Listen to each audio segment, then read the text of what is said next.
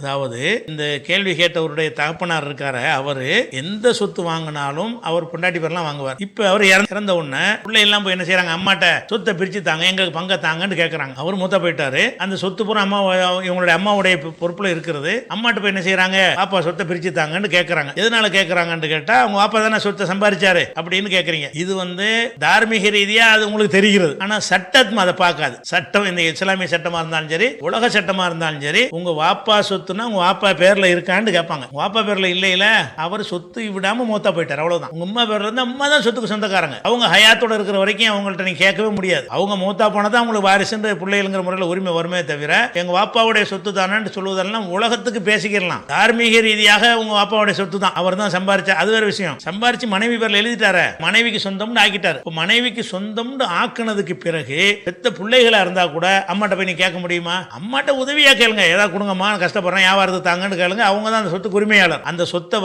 அவங்க விரும்பினபடி யாருக்கு வேணாலும் கொடுக்கலாம். பெற்றவர்கள் எந்த மனிதன் அந்த சொத்துக்கு உரிமையாளராக இருக்கிறானோ அவன் தான் அதை பத்தி முடிவு எடுப்பானே தவிர, நான் புள்ள, நான் பேரன், நான் அண்ணன், தம்பின்னு எவனும் கிளைம் பண்ண முடியாது. இஸ்லாமிய சட்ட பிரகாரம், இஸ்லாமிய சட்ட பிரகாரம் யார் பேர்ல சொத்து இருக்கிறதோ அவர் தான் அந்த சொத்து சம்பந்தமா முடிவு எடுக்க முடியும். இப்ப மனைவியின் பேர்ல எப்ப எழுதப்பட்டு விட்டதோ அந்த சொத்துக்கு உரிமையாளர் மனைவி தான். அவங்க விரும்புனா தான் உங்களுக்கு தரலாம். அவங்க மரணித்தார்கள் சொன்னா அம்மாவுடைய சொத்துங்கிற வகையில சட்டப்படி அப்போ உரிமை தன்னால வரும். அம்மாவுடைய சொத்துல என்னென்ன மார்க்கப்படி பிரிக்க வேண்டும் இருக்கிறதோ, அவங்க மூத்தாருக்கு முன்னாடி உசுரோட எல்லாத்தையும் பிரிச்சு கொடுத்துட்டு போயிட்டாங்கன்னா அப்பவும் வராது. உங்க அப்பா சம்பாதிச்சாரு, அவர் தான் கஷ்டப்பட்டாரு, அவர் பேர்லாம் எல்லா சொத்து வாங்கினாரு, அம்மா பேர்ல மனைவி பேர்ல அவர் தான் எழுதி கொடுத்தாரு, உங்களுக்கு தெரிஞ்ச உண்மைதான். அந்த உண்மைகள், நிதர்சனமான உண்மைகள் சட்டத்தில் எடுத்துக்கொள்ள மாட்டார்கள். இஸ்லாமிய அரசாங்கம் இருந்தாலும் எடுத்துக்கொள்ள மாட்டாது, வேற காஃபிர் அரசாங்கம் இருந்தாலும் எடுத்துக்கிற மாட்டாங்க. என்ன பார்ப்பாங்க, யாரோ வாங்கி கொடுக்கட்டும். நீங்க உதாரணமா ஒரு புருஷங்காரன் அவனுடைய சொத்துக்களை பூரா பொண்டாட்டி பேர்ல எழுதி வச்சுட்டான். எழுதி வச்சவன அவன் டைவர்ஸ் வாங்கிட்டு போயிட்டான். இந்த சொத்து நீங்க கேட்க இயலுமா? நான் தாங்க வாங்கி கொடுத்தேன், நீ வாங்கி கொடுத்துட்டு இல்லப்பா போ வேலையை பார்த்துட்டு போன்றுவாங்க. இதுதான் சட்டம். அதனால அவங்க தகப்பனார் ஹயாத்தோட இருக்கும் போது நீங்க என்ன செஞ்சிருக்கனே, பாப்பா இப்படி செய்ய மனைவி பேர்ல எழுதிட்டு போனீங்கன்னா நாங்கெல்லாம் தெருவில் நிற்போம்,